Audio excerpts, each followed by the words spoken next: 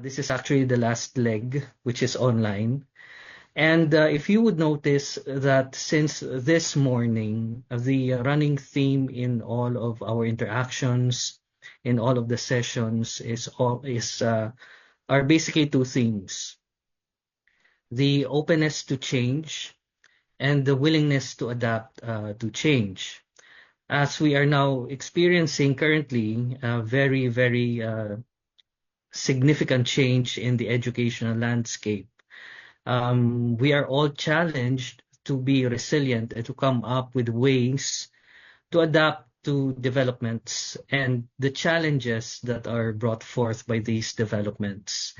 So in this session, allow me to share our own experience with regard to change and how we adapted to the challenges and opportunities that are brought about by these changes.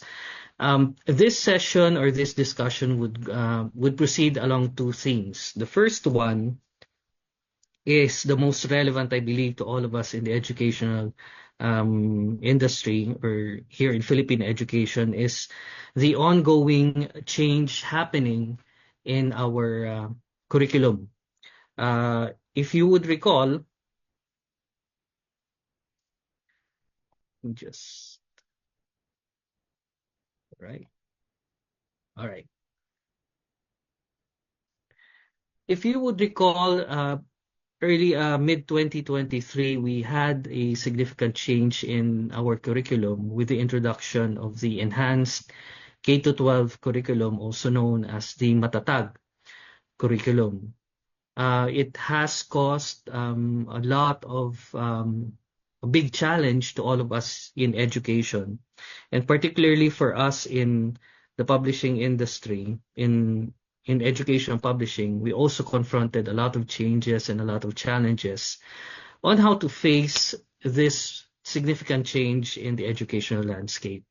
But first of all, let me ask our attendees, when you realized that there is going to be a new curriculum or a significant change in the curriculum, what was your first reaction? If you can give your reaction in a word, give me one word, or give me an emotion that you felt when you realize that there's this big change that's going to happen in our curriculum right now.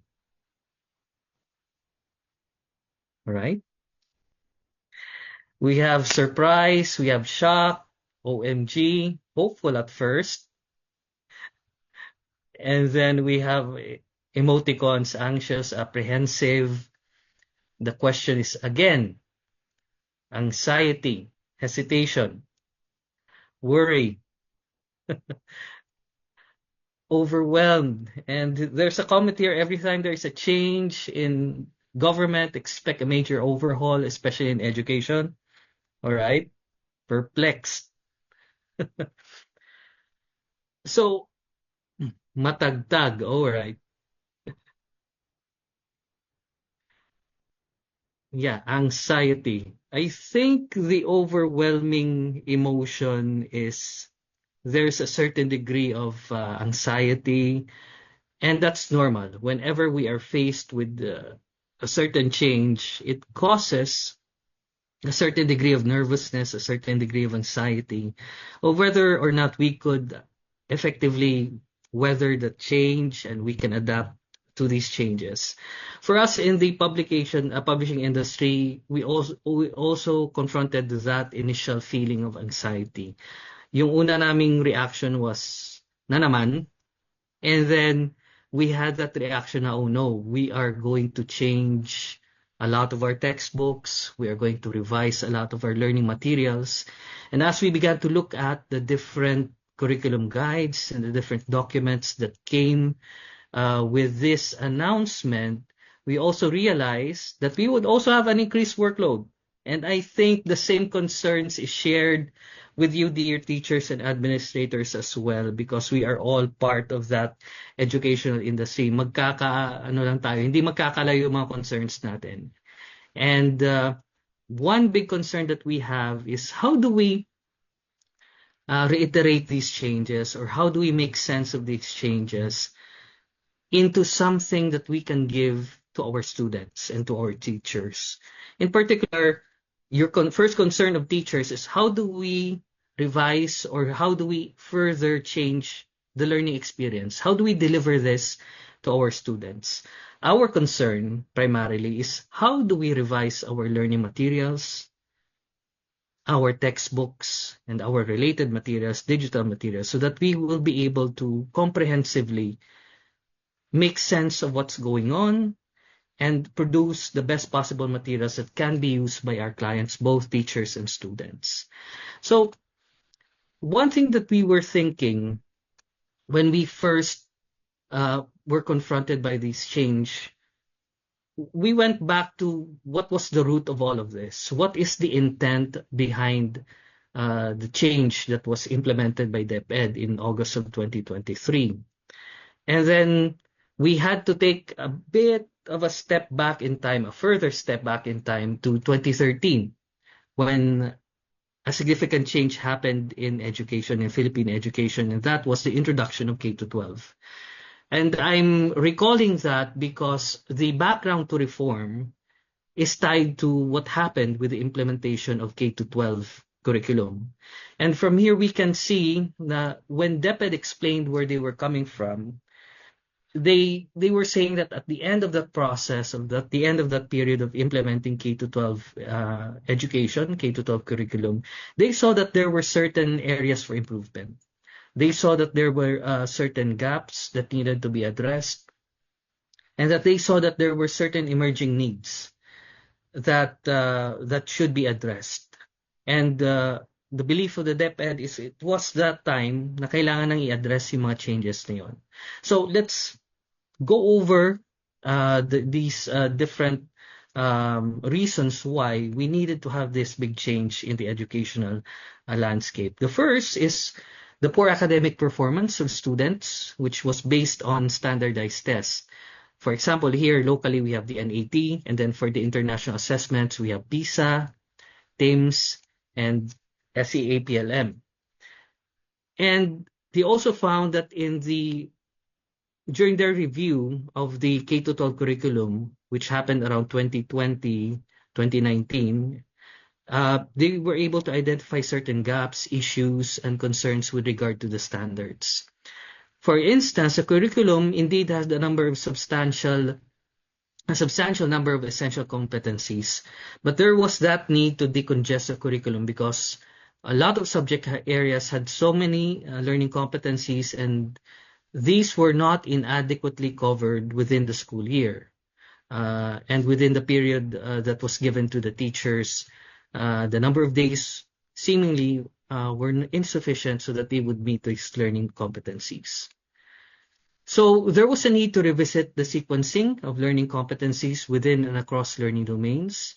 And there was also a need to ensure the connection and articulation across quarters, grade levels, and learning areas so that we can address certain mismatch between prerequisite skills and intended learning outcomes. So basically, what the curriculum intended, some were achieved, but there were a number na hindi pa na-achieve yung mga learning competencies because there was that issue of the congested curriculum, and there was that issue between the mismatch between the intended skills that should be developed versus the learning competencies that seemed not to match with those intended skills.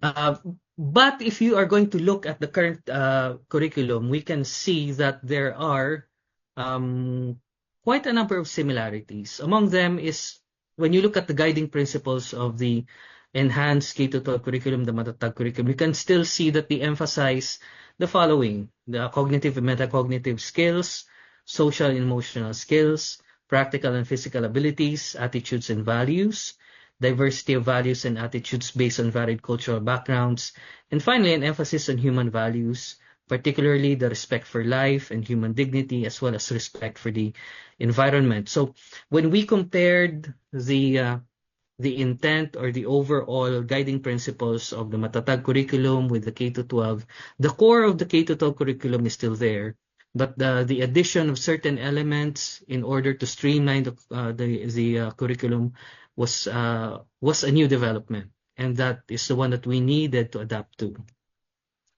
It is still a 21st century skills framework wherein we needed to emphasize that our learners right now are living in the 21st century.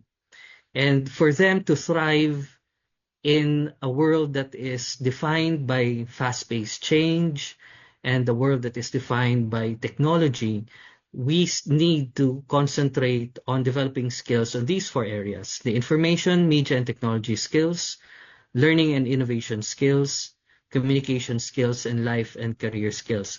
If you would notice, my dear teachers, nagbabago ang bawat henerasyon ng mga estudyante.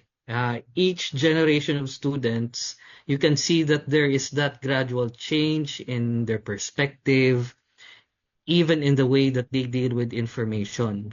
You can no longer say that students right now are empty vessels or blank slates, yung tinatawag na tabula rasa. They bring with them in the classroom their own ideas, their own knowledge, their own values, and their own perspective on whatever topic is being discussed. This is true as the learner grows. Lumalaki yung learner, marami siyang nakukuhang informasyon from his or her environment. And therefore, the task for us now is how do we fit these new concepts that we are teaching in the existing ideas and perspectives of the students. So we'll touch on that a bit more later on as we discuss our approach in delivering information to the new generation of students. Now, the main features of the Matatag curriculum as a review is we have this learner-centered instruction, the emphasis on thematic and integrated learning, multidisciplinary and transdisciplinary approach, the integration of technology, the acquisition and application of skills, and the emphasis on values. Again, we have to note that as times are changing, our learners are also changing, and we have to adapt to these changes as well. So what were the challenges brought about by the Matatag curriculum? There is a need to streamline the standards and competencies so that we can address a congested curriculum. We need to provide for high-quality instructional materials to promote foundational skills. And there is that need to integrate technology and education and to uphold 21st century skills. For us publishers, we had an additional challenge to produce learning materials aligned with curriculum standards, to address the emerging needs of the market or our clientele, and finally, to provide learning materials to clients on time. So it was quite a challenge for us because if you would recall, it was in August 10, 2023 that DepEd came out with that announcement, the official announcement of the introduction of the Matatag curriculum. Before that, we already had some access to draft curriculum, the draft curricula. But as time went on, naglalabas yung DepEd ng mga supplemental documents, additional draft documents. The initial drafts continued to change. Dati there was English in grade 1, and then later on it was replaced by reading and literacy and reading and language and literacy. So in other subject areas also had gradual changes as the drafts came in. So by the time the final draft came in, it was January 2024.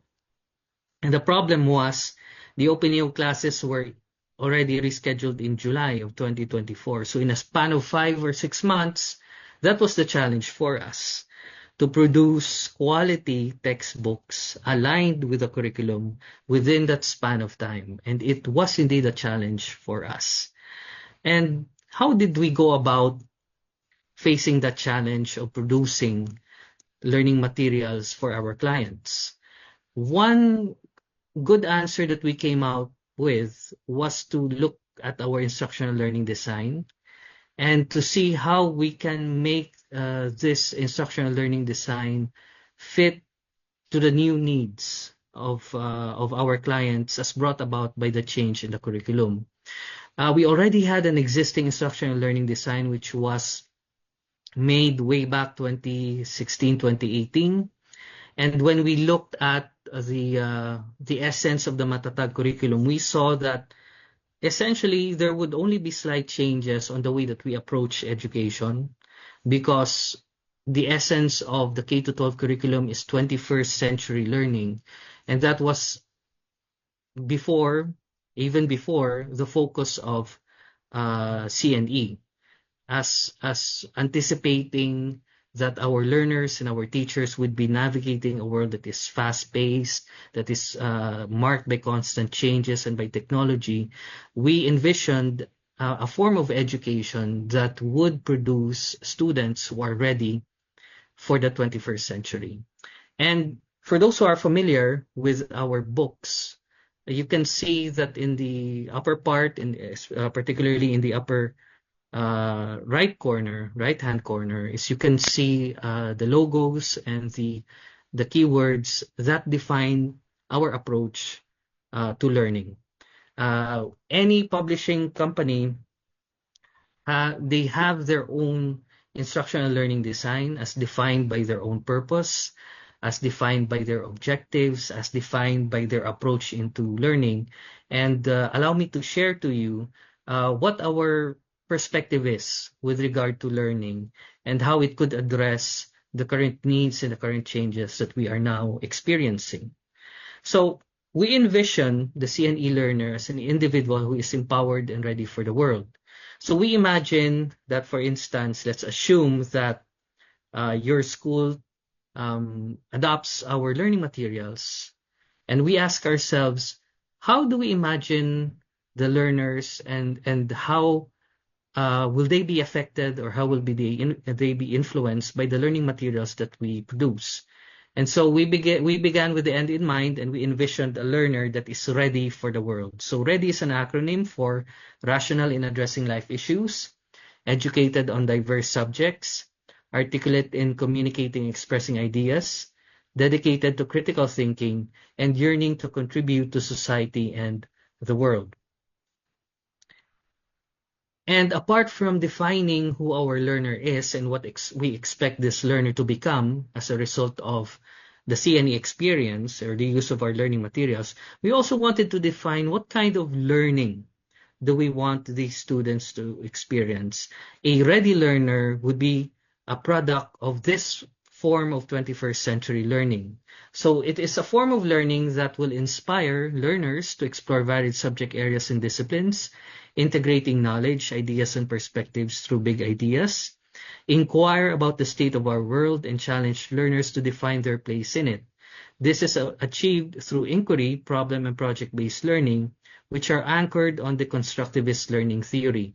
A while ago, I talked about how the learners' perspectives and how the learners are changing, and that they already bring with them their preconceived notions, their existing knowledge, their built-in values and perspectives on certain topics. It is because the learners are dynamic. They construct their own knowledge, which is built upon these existing experiences, ideas, and innate skills. And in order to make sense of new ideas, concepts, and experiences, they have to incorporate and actively decide which of these ideas are able to be effectively incorporated to their existing mindset. So that's constructivist learning. Connect learners with each other through meaningful and authentic ways wherein they utilize communication skills and technology to further clarify and expand on their ideas and guide them as they examine new perspectives and conceptions in a creative and critical way. And finally, create opportunities for learners to collaborate and put together their varied ideas and views and come up with authentic solutions to pressing problems that confront our society, put forth new ideas and perspectives that challenge the status quo, and design new and innovative ways to improve their personal well-being and contribute to social welfare in general.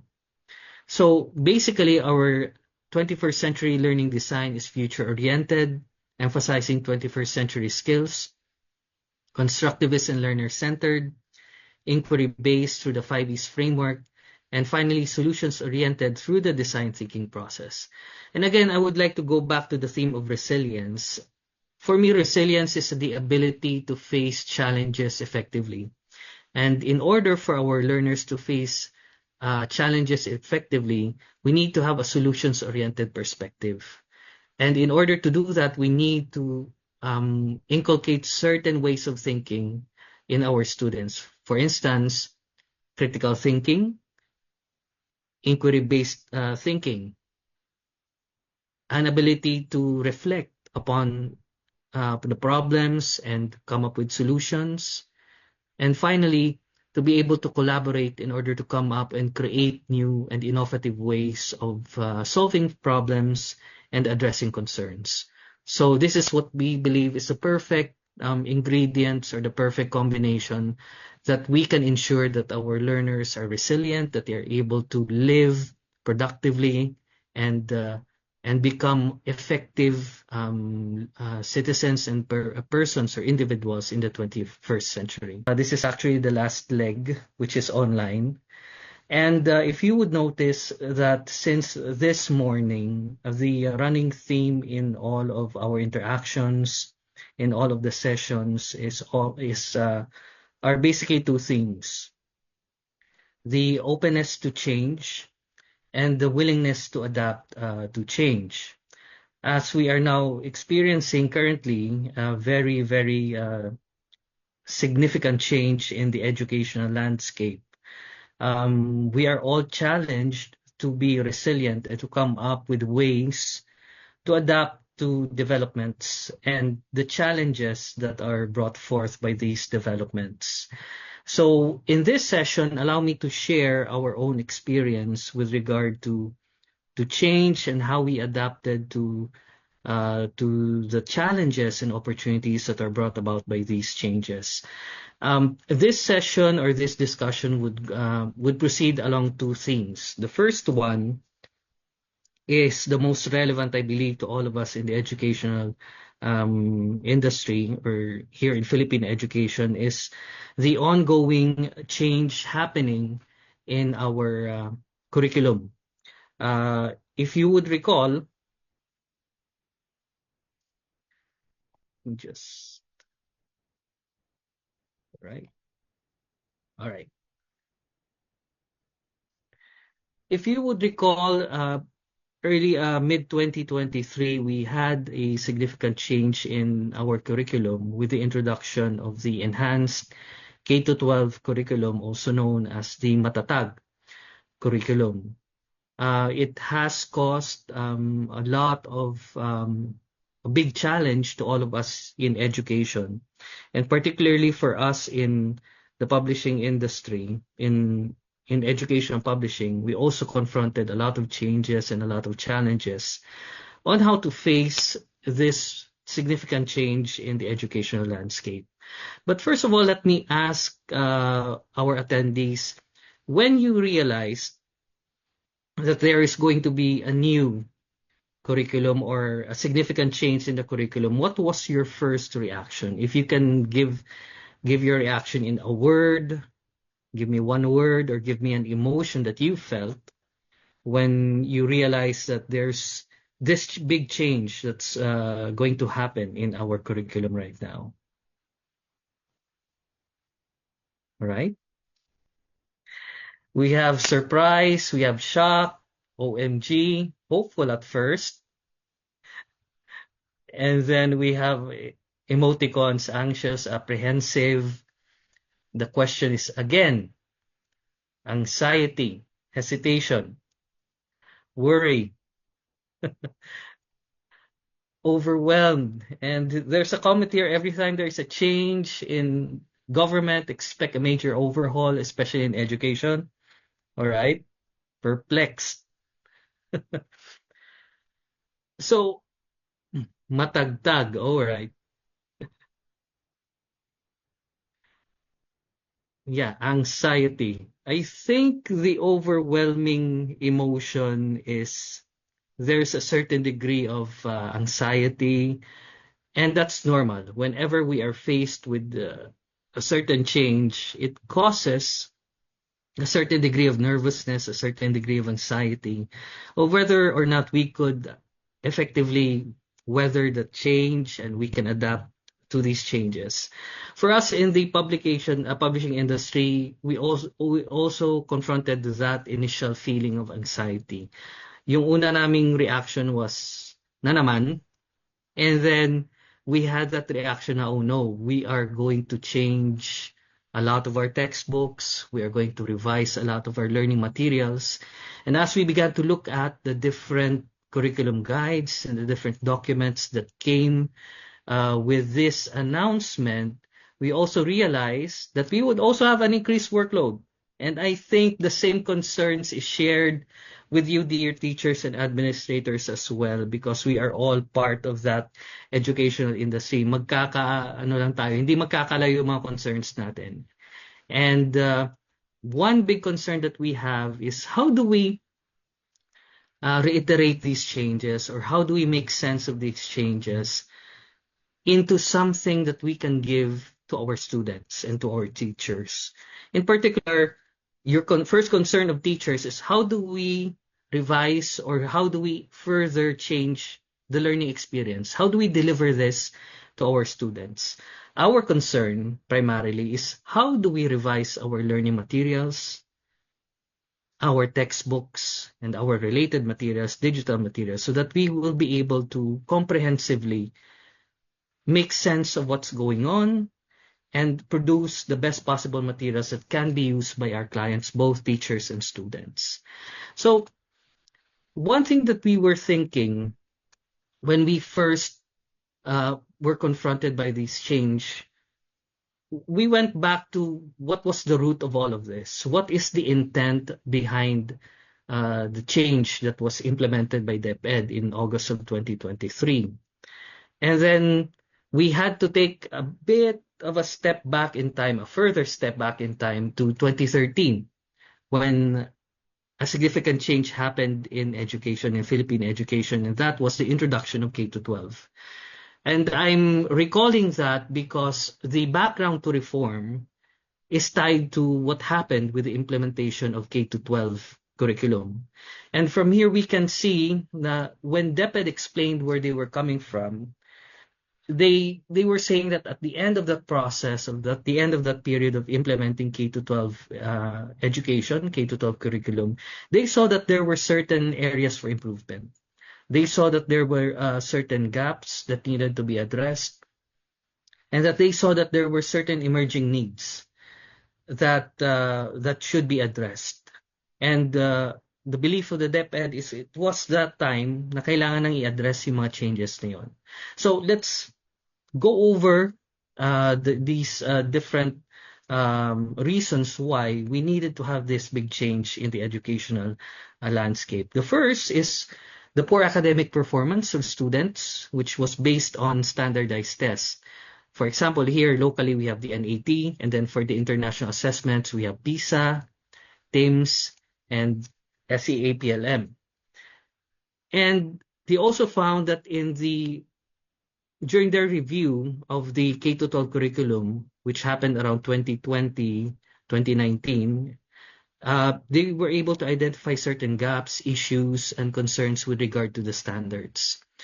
For instance, the curriculum indeed has a substantial number of essential competencies, but there was that need to decongest the curriculum because a lot of subject areas had so many learning competencies, and these were not inadequately covered within the school year and within the period that was given to the teachers. The number of days seemingly were insufficient so that they would meet these learning competencies. So there was a need to revisit the sequencing of learning competencies within and across learning domains. And there was also a need to ensure the connection and articulation across quarters, grade levels, and learning areas so that we can address certain mismatch between prerequisite skills and intended learning outcomes. So basically, what the curriculum intended, some were achieved, but there were a number na hindi pa na-achieve yung mga learning competencies because there was that issue of the congested curriculum, and there was that issue between the mismatch between the intended skills that should be developed versus the learning competencies that seemed not to match with those intended skills. But if you are going to look at the current curriculum, we can see that there are um, quite a number of similarities. Among them is when you look at the guiding principles of the enhanced K-12 curriculum, the Matatag curriculum, you can still see that they emphasize the following: the cognitive and metacognitive skills, social and emotional skills, practical and physical abilities, attitudes and values, diversity of values and attitudes based on varied cultural backgrounds, and finally, an emphasis on human values, particularly the respect for life and human dignity, as well as respect for the environment. So when we compared the intent or the overall guiding principles of the Matatag curriculum with the K-12, the core of the K-12 curriculum is still there, but the addition of certain elements in order to streamline the curriculum was a new development, and that is the one that we needed to adapt to. It is still a 21st century skills framework wherein we needed to emphasize that our learners right now are living in the 21st century, and for them to thrive in a world that is defined by fast-paced change and a world that is defined by technology, we need to concentrate on developing skills on these four areas: the information, media, and technology skills, learning and innovation skills, communication skills, and life and career skills. If you would notice, my dear teachers, nagbabago ang bawat henerasyon ng mga estudyante. Each generation of students. So the rationale behind this instructional learning design is, again, 21st century education. And it has been mentioned in the previous discussion with Dr. Marshall that we are now existing in a world that is defined by the fifth industrial revolution, wherein the existence of advanced technology is balanced with an emphasis on human welfare, particularly resilience, sustainability, and ethics. And again, the rationale behind is we emphasize learner-centered and a constructivist approach, and we accept the reality that technology exists, and this technology can be an efficient tool in education because it can be aimed to acquire knowledge, develop ideas, and propose solutions. So in sum, we imagine our learners as becoming or being critical thinkers, communicators, collaborators, creators, and finally, citizens, productive and effective citizens with this instructional framework. So in sum, you can see there that this is our construct or our idea or perspective on how education is constructed based on this instructional and learning design. Of course, the learner is at the center of the learning experience, and the learner is defined by four things: knowledge, skills, attitudes, and values. A change in one or all of these will indicate that learning has taken place. May nagbago sa kanyang nalalaman. He or she has learned new things. There's a change in their skills. They acquired new skills.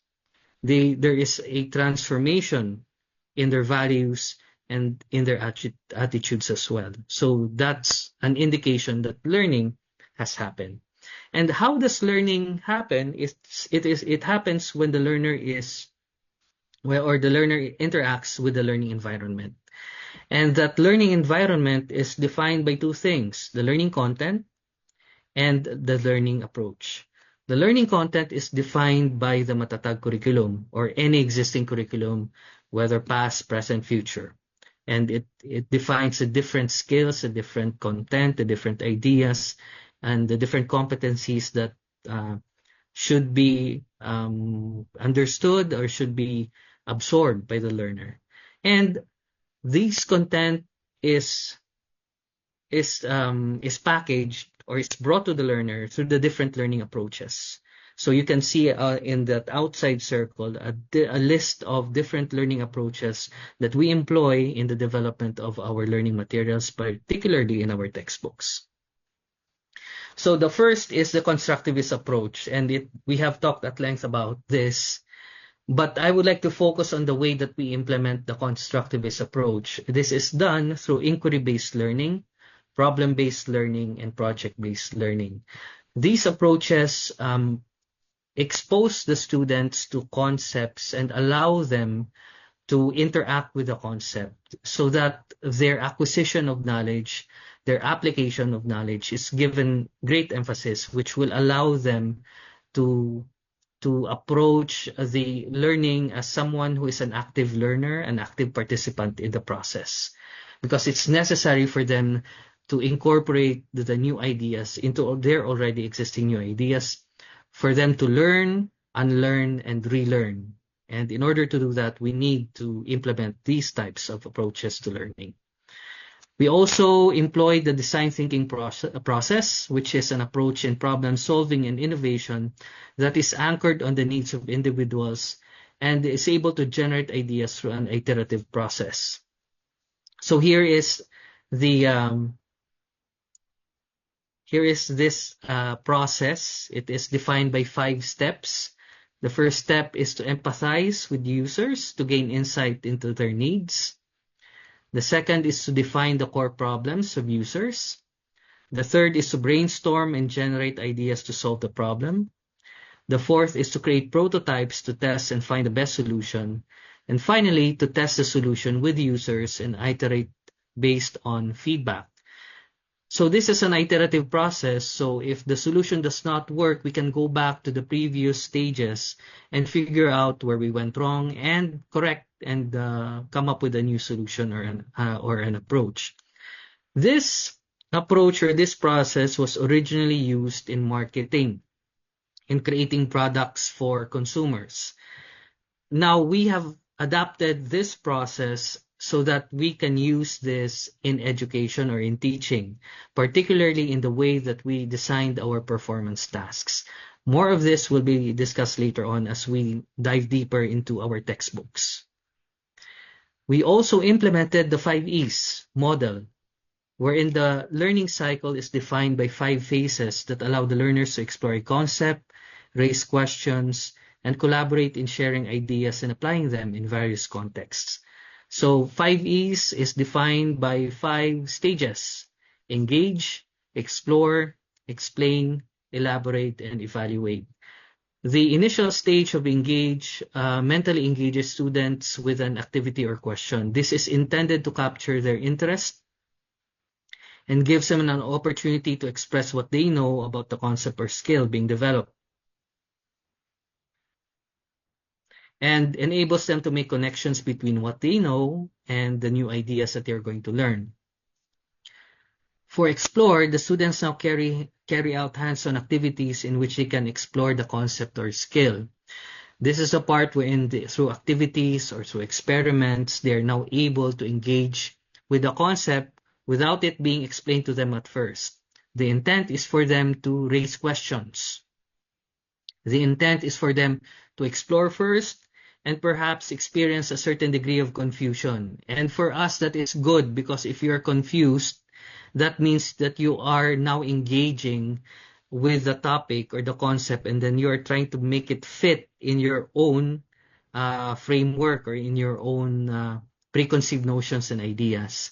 And all of these confusion and all of these questions will be answered or addressed in the third stage, which is explain, where the teacher provides the concept and terms and explains and addresses the different questions and the different confusion or concerns that arose out of the engage and explore stages.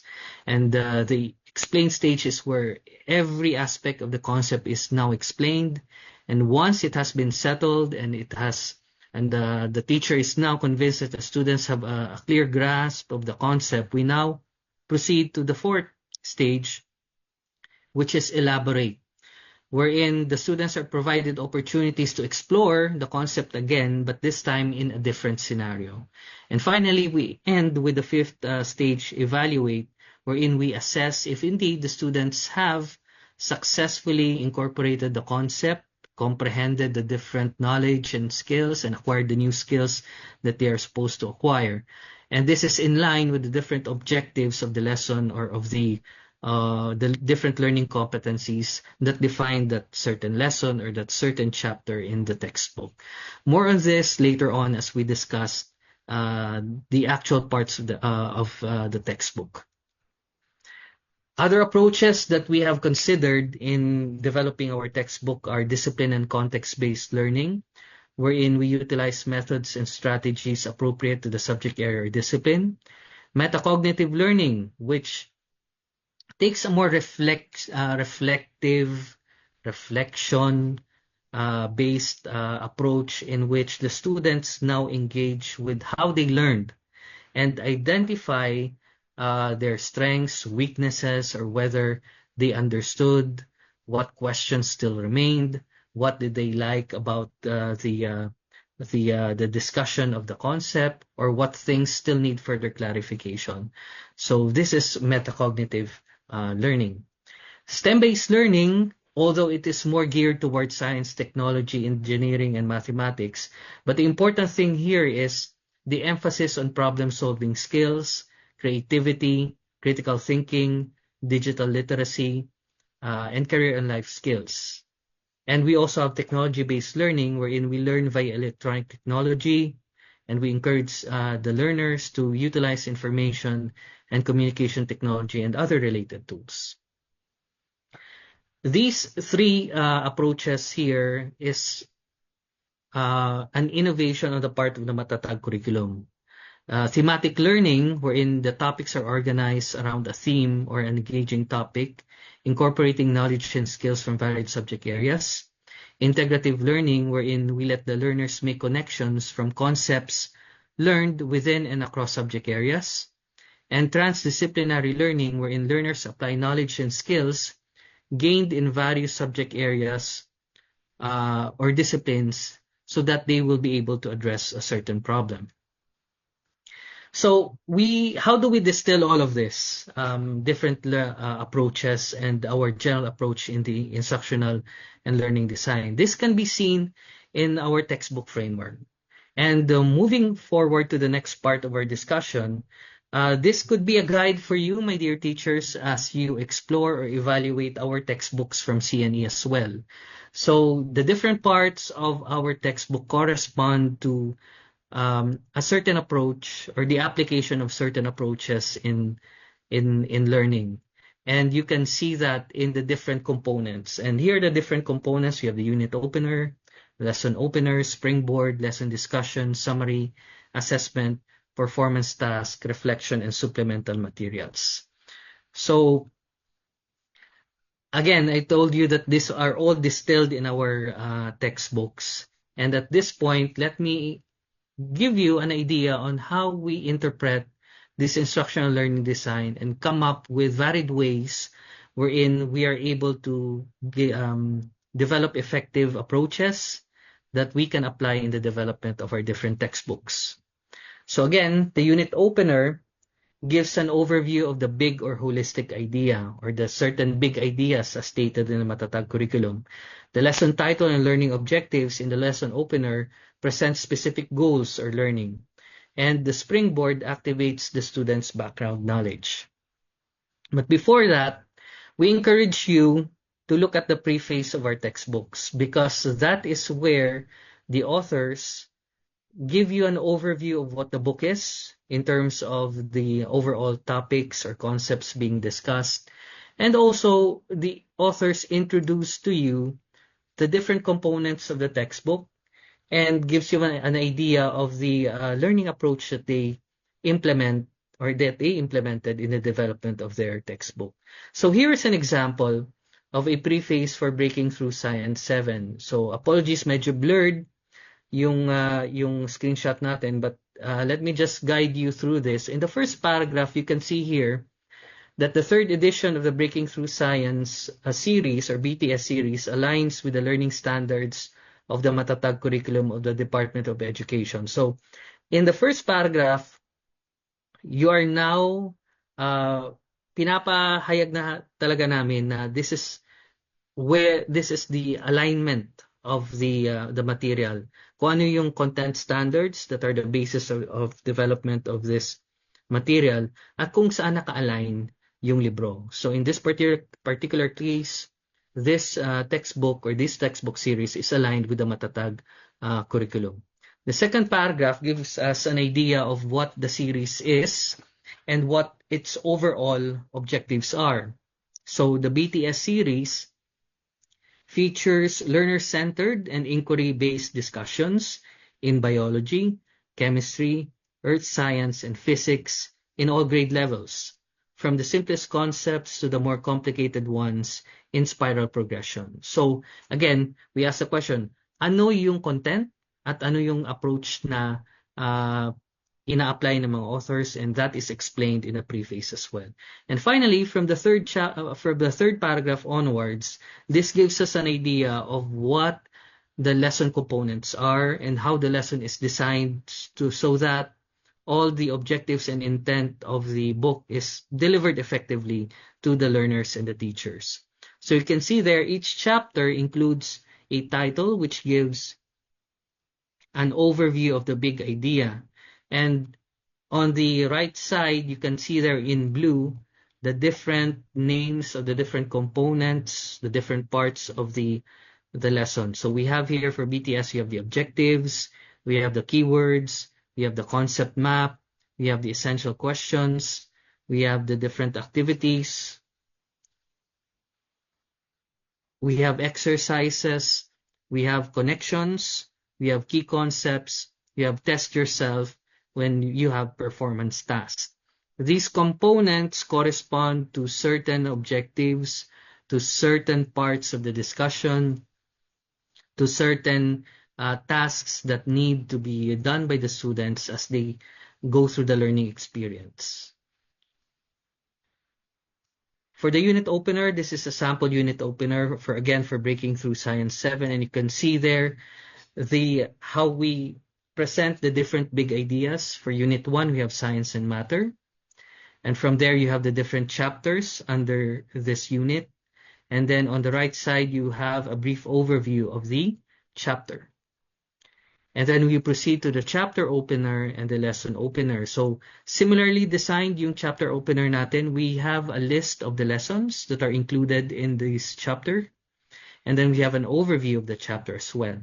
And if you notice the lesson 1, you can see there the different components as stated in the preface. We have the concept map, we have the objectives, we have the keywords, and then we have the essential questions as well. And as we go to the lesson opener or the springboard, you can see that after the essential questions, we immediately proceed with an activity as a lesson opener or a springboard.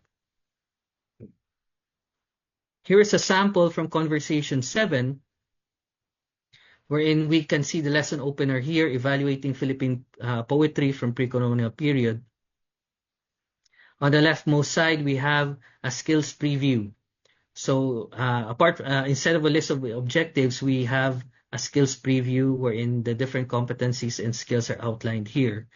And then we have the opener, the springboard, we have get ready on the right side, and then under it we have let's warm up, and then what I know and what I do, which is a self-audit checklist for the students to figure out what their baseline status is with regard to the lesson. So para siyang what they initially know at para makita ng mga teachers kung ano yung baseline skills nila. Okay?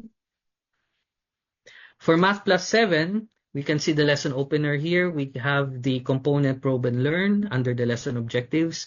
And you can see that we start, common sa CNE textbook, that we always with an activity that will allow the students to explore their initial concept of their initial concepts or ideas regarding the lesson topic. Now let's proceed to the main reading text or discussion. So under this component, we have basically the discussion of different principles, theories, and concepts.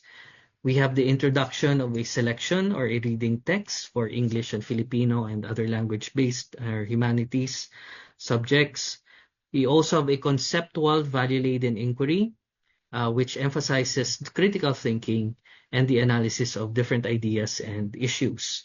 So here's an example from Breaking Through Science 7. If you would notice, formative evaluation is given emphasis here. We have an activity, and then after that activity, we have an explanation or the introduction of a concept discussion. And then after that, we have another activity. So every time we introduce a concept, may sumusunod na activity or may sumusunod na exercise so that we are sure that at that stage, the students have comprehended the concept that was explained to them. So the formative assessment is essential so we can guide the students through acquiring new knowledge and acquiring skills, and we can guide them toward the integration of these different knowledge and skills as we proceed to the summative or the final evaluation later on. So for English, we can see here on the right side, we have a selection, and then we have certain supplemental materials here. We have about the author, and then we have about the place, and then we have certain formative assessment with regard to vocabulary, because that is essential whenever you are comprehending selections or texts. For Asia and the World, our textbook in grade 8, we have a combination of text and images, particularly maps. And finally, we have authentic assessment. We emphasize authenticity in the assessment in the sense that all of the exercises, all of the assessments that are presented should answer the learning objectives that were introduced at the beginning of the lesson. So we often experience certain adjustments sa manuscript of textbook whenever we see points for improvement in terms of assessment, because sometimes some assessments are just implemented but they do not tie up with any lesson objective. Meaning, this assessment or this test or this exercise does not answer a lesson objective, or it is not related to a lesson objective. So meaning it is not also related to the discussion as well. Nagtatanong tayo ng isang question or nagpapagawa tayo ng isang activity sa mga bata na hindi nila magagawa because it is not connected to the lesson objective or to the discussion itself. So for that, it needs to be revised so that the assessment becomes more authentic if it is tied to the lesson objective. We know a lot of different ways of assessing, and these here are just a sample of the assessments that we can implement. So we can do drills to develop knowledge, process questions to develop rational thinking, group discussions to develop articulation, problem solving to develop critical thinking, and reports and presentations to develop a multicultural perspective based on collaboration. Okay, so here are some samples from Breaking Through Science 7.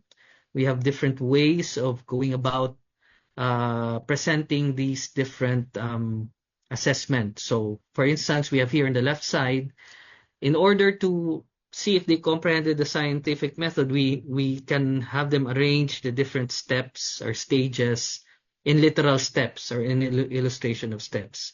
And on the right side, we have multiple choice questions, which are quite versatile because this can be revised to address the different learning domains or the different stages in Bloom's taxonomy of learning. Okay. And finally, we have short form essays, and then we have performance task at the end of each chapter or each lesson. Some samples as well from Math Plus 7. We have different practice sets. We have application tests, word problems, and then we have enrichment exercises. And finally, for Conversation 7, what is emphasized here is formative assessment, wherein first the students read a selection on the book of Proverbs, and then we have this certain component here, talk about it, in which the students now answer different guide questions. And then finally, we have map it out activity, wherein the students are tasked to make a graphic organizer. Choose one biblical verse or proverb and complete the graphic organizer below. Okay, so the students are asked to do this activity on a separate sheet of paper. And then we explore different domains of skills and learning as well. So we have not only in conceptual, but also in writing for English, speaking on the right side, we have talk about it. And then we have listening or viewing from Work It Out. So you can see on the lower right side, we employ QR codes that allow the students to access online resources. In this particular case, a YouTube video that they can watch, and then they are going to answer a set of discussion questions later on. Okay. And we have finally some final components. We have summary or reflection. The summary reviews and emphasizes significant points in the discussion and lets learners reflect on how the lesson impacts them. The reflection also lets the learners discuss opportunities to contribute to their community, the nation, and the world. We have supplemental materials as well, which are resources that give additional information or activities that can be presented alongside the activities that are contained in the textbook. So some supplemental materials are additional online library resources, different trivia, vocabulary list, glossary, or focus questions. So here are some examples of summaries. We have key concepts for breaking through Science 7. We have recall for Asia and the world. So we can change the labels here, but the intent is still to provide the summary or a rundown of the different significant topics discussed or points discussed in the lesson. In Conversation 7, our English grade 7 textbook, it's interesting because the authors do not provide an actual summary, but they task the students to come up with their own summary. So what have I learned so far? So think about the following questions and write your reflections in your learning journal. So from there, doon nila i-construct a sort of a summary of the lesson that they have learned. And for reflection, a sample here from math, wherein the students are challenged to think about ways wherein they can apply the concepts that they have learned in real-life scenarios. Supplemental materials can also include online resources as provided in Asia and the world, and in Conversation 7 as well. So these are online resources that have been curated and selected by the authors and instructional designers that can provide opportunities for the students to do further reading and further research and give them opportunities for independent learning as well. And we have trivia, for example, in the discussion in naming a set and its elements, we had this particular trivia about the concentric circles of the Olympic rings. If you recall the slide I showed you with regard to Math Plus 7, this particular lesson started with the discussion of the Olympics and the different sports that are part of the Olympics.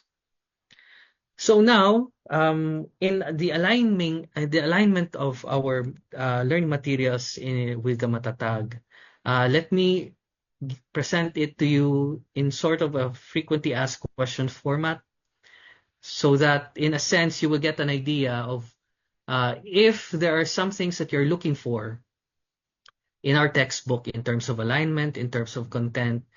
This can guide you to better appreciate and better know how we approach the development of our learning materials. So basically, if there are some things that you're looking for, this is a handy guide for you at which part of the textbook you should look at, so that you can see where we align in terms of standards and learning competencies. So first question, are our textbooks Matatag aligned or compliant? The answer is yes. Our textbooks undergo a strict process of review, revision, and editing to ensure that not only are they aligned with the Matatag curriculum, but are also aligned with CNE's instructional and learning design.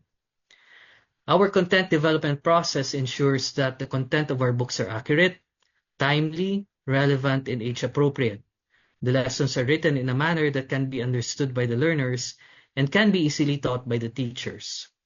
The discussion flows in a logical and easily understood manner, and the lessons employ timely, relevant, and effective learning approaches and strategies. And the design of the book is aesthetically pleasing, and the various design elements such as text, image, colors, etc. help the learners understand the content. So here are some examples of what we mean when we say that our textbooks are aligned with the standards. We point it out sa unit opener pa lang. Sa unit opener pa lang, we show the different learning, the content, and the content standards as well as the performance standards. For example, for Lahing Dakila series, sa unit opener, makikita ang mga pamantayan batay sa matatag curriculum. And then we have the pamantayan pang nilalaman at pamantayan sa pagganap. So that's in the unit opener. For the lesson opener, we feature the different learning competencies. In this case, here again, in Lahing Dakila 1 for Aralin 1, the kasanayang pampagkatuto mula sa gabay pang curriculum ng Makabansa 1 for grade 1. If the standards or alignment is not featured in the textbooks, we provide them through curriculum maps provided in the Enhanced Teacher's Manual. For instance, we provide the different textbook content, and then we show how this content is aligned with the learning competencies, and finally, the unpacked learning objectives as defined in the textbook. What pedagogical or learning approach do you use in your textbooks? We primarily use the inquiry-based approach, particularly the 5Es model, in structuring the lessons or chapters of our textbooks. Other approaches include the design thinking process, the output or project-based approach, and the problem-based approach. So where can you see that? The inquiry-based approach is seen in the outline of the lesson discussion and the use of discussion guide or essential questions. The output or project-based approach is seen in the performance task section of the books, and the design thinking process can also be seen in the performance task section of the books, and it's particularly in its emphasis on the relevance or context of the outputs generated. So again, we recall the 5Es model: engage, explore, explain, elaborate, and evaluate. So here's a sample of how we implemented this later on. We have the design thinking process as well, and I told you that we'll explain how we adapted this in the design of our textbooks. So we implemented this in how we define our performance tasks. So in making a performance task, we patterned this based on the different stages of the design thinking process. First, we set the scenario and identify the role of learners and the beneficiaries or the target group. We state the problem or issue that we are trying to resolve. We brainstorm ideas or present a possible solution. We let the students create an output based on the solution, and we implement and evaluate through process questions or rubrics. So here are some samples on where we implement inquiry-based through essential questions. So from Conversations grade 7 English, we have Things to Ponder, which are the different essential questions that will be addressed as the students go through the material in the lesson or in the chapter. For Math World 1, our math textbook, we have the essential questions at the lesson opener or the unit opener. For BTS 1, we have essential questions at the lesson opener as well. For Lahing Dakila, mayroon tayong mga mahalagang tanong in the lesson opener. And for Pilipinas sa Timog Silangang Asya for grade 7, we have mga gabay sa aralin. So all of these can be found either in the unit opener, chapter opener, or the lesson opener. The reflection questions can be found later in the discussion. Particularly, Math Plus 7, we have a reflection question before the assessment. And the inquiry-based approach, meanwhile, we can see in the structure of the lesson. Since the 5Es approach is primarily science-based, we applied this in our Breaking Through Science series. So here is a sample lesson for BTS 1. So the Engage section corresponds to the Discover component, wherein the students are asked, the topic here is change and development. And the engaged asks them to compare shoes. And from there, we explore through the component investigate. If you would notice, at grade 1, we are now introducing the scientific method to the students, but we're not actually teaching them the scientific method. We are just allowing them to imbibe in the experience of experimentation, making inferences, formulating hypotheses, because these are essential skills as you proceed through science learning in the other grade levels. So that's the explore portion. So you have the gathering of data as well, okay, differences in my body before and now, the answering of questions, the formulating of conclusions, and applications as well. And from there, we proceed to the explain stage, which is in the learn component, wherein the concept of change and development is now discussed. Your body changes as you grow older, and these changes allow you to do some things better. And after the explain portion, we now go to the elaborate stage, wherein now the students are tasked to take what they have learned about change and development and apply it in a different context. So here, write the things that you're able to do at certain ages. Ask your parents to help you do this task. And we have a reflect portion, and then we have a summary portion as well on the right side. And then finally, we evaluate through the different components, the different activities that we have here. So we have a checkup test as the evaluate portion of evaluate stage in the 5E's model, right? And the design thinking process, again, is applied in the construction of the performance test. And you can see here in this sample from Conversations Grade 7. This is an end-of-unit assessment, a group work. Your class is invited by your municipal or city education council to serve as a technical working group for the World Poetry Day celebration. You are tasked to prepare a 3-fold brochure and a poster made of local indigenous and or recyclable materials, highlighting style, form, and features of Philippine poetry. Do the following steps or tasks. So you would notice that a scenario is presented to the learners, and they are now challenged to try and figure out a solution or output that will address a certain problem or issue related to this particular scenario. For lahing dakila, sa isang bond paper, gumawa ng mapa mula sa inyong tahanan patungo sa iyong paaralan. Tukuyin ang may strukturang makikita o madaraanan patungo sa iyong paaralan at gumamit ng angkop na palatandaan para sa mga ito. For Math World, form groups of 4. With your group, pretend that you're a family. Your father harvested a lot of fruits and vegetables that you can sell on Farmer's Day. Each one of you will choose a product you would like to sell. Draw each product on a sheet of bond paper, then write the price. And for grade 7, suppose your school organizes a sports fest. You are tasked by your teacher to find out who among your classmates will participate in a sports fest and determine the sports in which they will be participating. Note the sports included are basketball, volleyball, and badminton. Note that each of your classmates can participate in more than one sport or not participate in any. After you conduct the survey, you are further tasked with presenting the results of the survey using a Venn diagram. And finally, we employ rubrics whenever we introduce certain tasks or performance tasks to the students.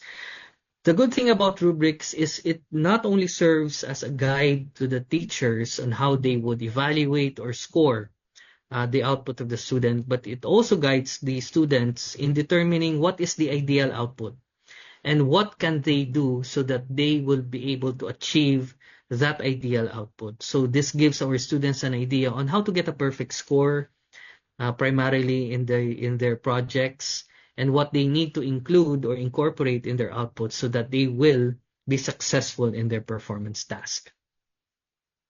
Now, this is one thing that I would like to highlight, and this is something interesting that we have tried to incorporate in many of our textbooks, is what you call the thematic approach. In this particular lesson in Math World 1, this talks about subtraction. However, if you're going to read through the introduction, you get a sense that there's something more being taught aside from subtraction. So meron pang ini-introduce sa mga bata na isang perspective, isang pananaw, o isang pagpapahalaga. Notice that the lesson title is not subtraction, but primarily keeping the community healthy and safe. So that already introduces you to a certain theme there. And the introduction, people in a community want to have clean and safe surroundings. They work together to clean the streets, beautify the sidewalks, put up vegetable gardens, and keep animals safe. How can you help your community to maintain clean and safe surroundings? In this chapter, learn about subtraction as you learn different ways to help your community. So if you can see the essential questions here, majority is about subtraction. How can you use your knowledge of addition when subtracting? And why is it important to know how to do subtraction, basically? So the lesson opener, talks about an animal shelter. An animal shelter is a place where stray, lost, or abandoned animals, mostly cats and dogs, are kept and cared for. People can visit an animal shelter to see the animals and donate food or cash. People sometimes go to the shelter to adopt a dog or a cat of their choice. If you are to adopt a cat or dog, how will you take care of it? So parang this gives us an idea na yung author nito is an animal lover. Primarily, basically a dog or cat lover or even both. So they were able to incorporate this in their lesson. So there's an illustration here, and then there are 7 big dogs here at the shelter. I will adopt 1 big dog. And then another kid said, I will also adopt 1 big dog. And then we have the following questions. Why are stray dogs put in dog pounds? And what diseases can one get from animal bites? To find out how many dogs are left, take away 2 dogs based on the previous scenario and the statements. Look at the illustration and the number sentence below. 7 minus 2 is equal to 5. This means that 5 dogs are left in the shelter. When you take away a number of objects from a set of objects, you perform subtraction. Now, we further develop the idea of subtraction, but also at the same time, that idea of subtraction is intertwined with the idea of taking care of animals, dogs and cats. So here we are at the discussion portion. Rabies is a virus that usually comes from the bite or scratch of a rabbit, cat, or dog. A person bitten or scratched by a cat or dog should seek medical help at once. Ben went to a vet's clinic to have his dog and cat vaccinated against rabies. Below is the vet's record. So we have 69 dogs in the barangay, and those with anti-rabies shots is 48. Cats, 37, and those vaccinated are 6. And then the question is posed, why is it important to have your pet cat or dog vaccinated against rabies? So again, nasusupport yung skill ng subtraction because nare-reiterate siya. So how many cats do not have anti-rabies shots? And from there, nagkakaroon ng development of the skill of subtraction. But then again, lalong nasusupport yung instance of taking care of animals. An anti-rabies shot costs 80 pesos. Ben pays for the anti-rabies shot with the following bills. And how much change should Ben receive? Alright? So, nagkakaroon ng intertwining between the subtraction, which is the necessary math skill, and at the same time, nasusupport yung theme of taking care of your pets or responsible pet ownership.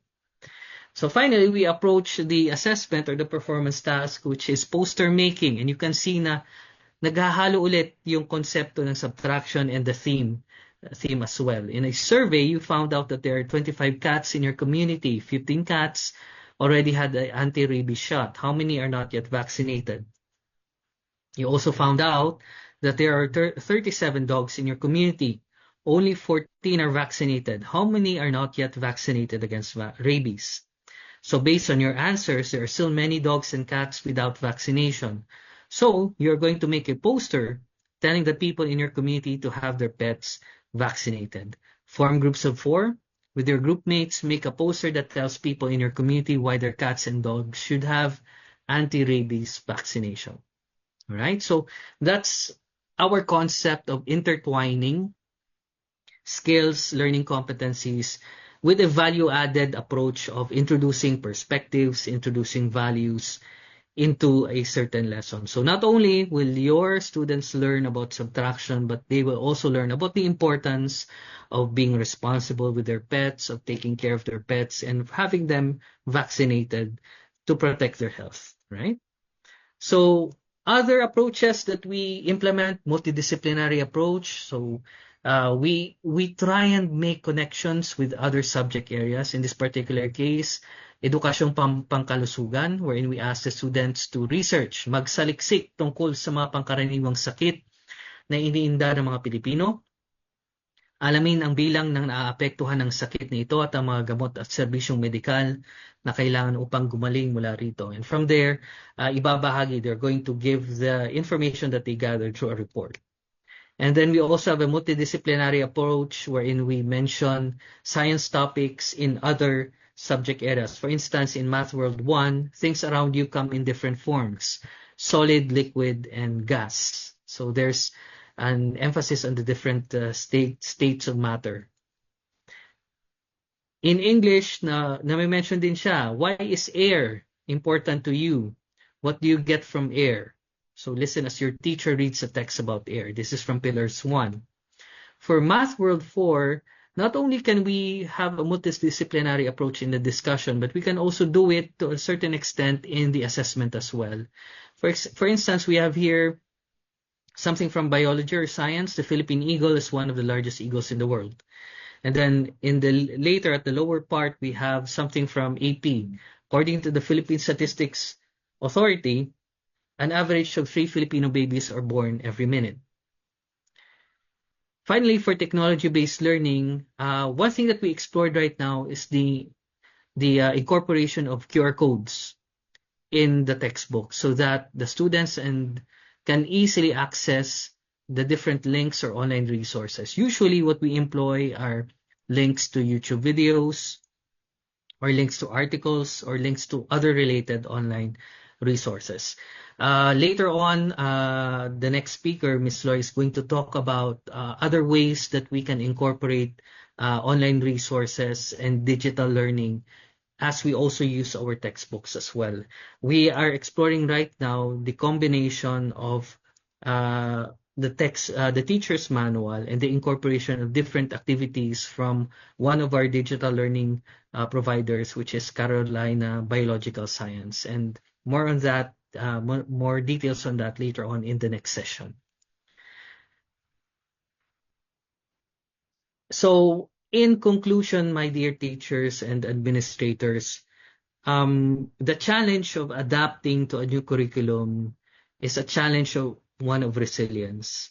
And we in CNE Publishing have seen that in order to effectively face that challenge, we need to be guided by certain principles and certain approaches in developing our textbooks. What we outlined in this session are the ways that we incorporated the different standards of the Matatag curriculum and the different approaches that we selected, which we believe is the most ideal means of incorporating these information or these standards and bring them into our textbooks in the hopes that our textbooks, as you use them in your classroom and as you use them to help you deliver the lessons in your classrooms, that it will give rise to a successful learning experience, and that we also contribute toward achieving your particular learning objectives in your particular institutions.